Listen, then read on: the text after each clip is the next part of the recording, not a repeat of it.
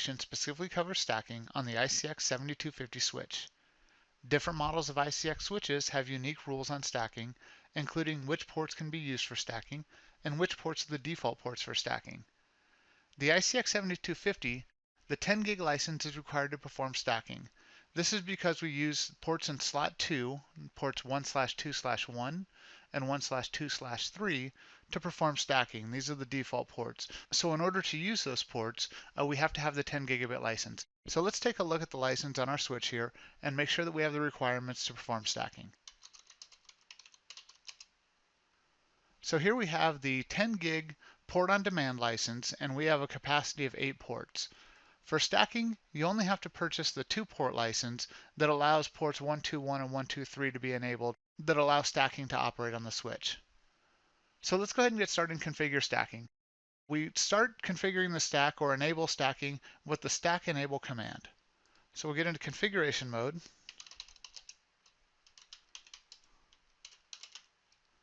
And run the stack enable command. This command instructs the unit to start actively participating in stacking and also disables optical monitoring for the stacking ports, again 121 and 123. So to enable the stacking operation, we have to disable the optical monitoring functionality. This happens automatically, but there will be no optical monitoring on ports that are configured as stacking ports. Okay, so now that that's ready, we can run the stack secure setup command, and this is what actually reaches out to the other devices. I have 3 switches in this stack connected using stacking cables that I will discover by running the stack secure setup command. So we do this from the privileged exec level of the CLI, so we have to get out of configuration mode. So we'll exit out of this and run the stack secure setup command.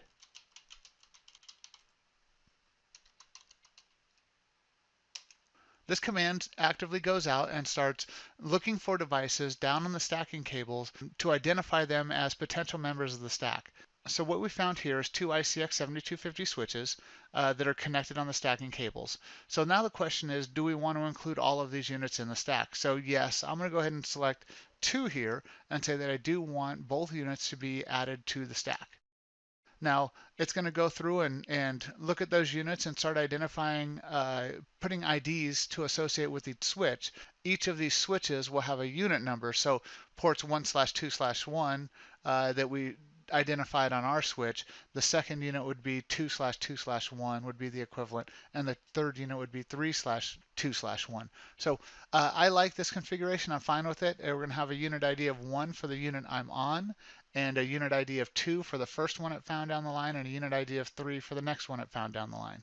So we'll say yes here. And now it'll start building out the stack. First thing it'll do is it'll assign itself a stack priority, this unit, a stack priority of 128. And then an election will be held. Although in this case, there is no real election to be held because it's the only unit in the stack at this point. So in that election, it has the highest stack priority, and the other devices have a default stack priority of 0.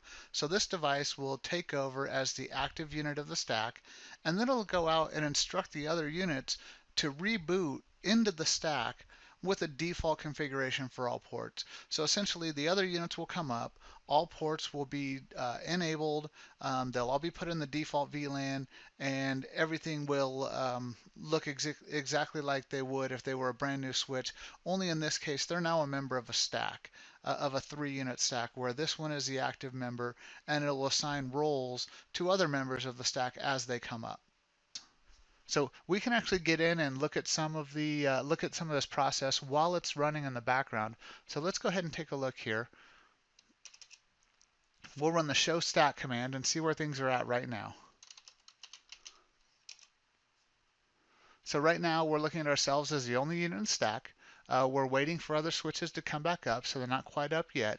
But once they do, they'll be active members of the stack, and then we'll be able to start seeing information about what ports they're connected through, what state they are as members of the stack, and things like that.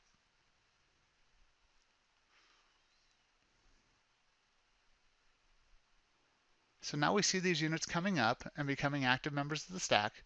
So let's go ahead and take a look at these real quick.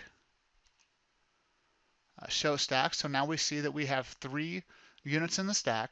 We have the active, that is us, that's a switch that we're actively connected to with a priority of 128. and the others are priority of 0, and they're just members right now. So if you see down here, the switch is going to work on assigning a standby. It's going to go through a process of determining which switch should be the standby, and it'll have that determined in the next 47 seconds, or 47 seconds since that command was run. But we do see here is that we have the active unit 1. It's connected from port 23, or 1/2/3, to port 2/2/1 on the second switch. And then its port 23 is connected to the 2.1 port on the third switch. Now let's take a look at our configuration while this is still going on, because the system's still assigning a standby. Well, actually, it just completed, as I said, that the standby unit 2 is now the standby unit. So before we go and look at the running config, let's take a look at this output again, and we see we have a standby switch for unit 2. So when we look at our configuration, we can see in here that now we have all 3 stack units in the configuration, unit 1, unit 2, and unit 3, and the stack ports that are being used are enabled on those units that the stack is enabled. And then we see here on unit 1 that the priority is 128. Like I said, it's skewed in the favor of the unit that we run the secure setup command. It assigns itself a priority of 128. Now we could go in and assign other units priorities to have a preference if we have a failover. If you look at the stack MAC information here, what this is the MAC address that's used for the entire stack. That allows a unit to take over if the active unit fails, and we'll use the same MAC address, so we wouldn't have to learn MAC addresses or re-ARP to learn how to reach these switches at their MAC address. Another thing that gets configured automatically when we run this in this version of code is the hitless failover enabled. So again, this allows a unit to take over as active if the active unit fails, and take over all functionality of that previous active unit, including that MAC address, IP information, and configurations like that. So that's stacking on the Ruckus ICX switches. We've enabled a stack of 3 switches here. It was a very simple process. You run the stack enable command on the first unit you want to configure for stacking.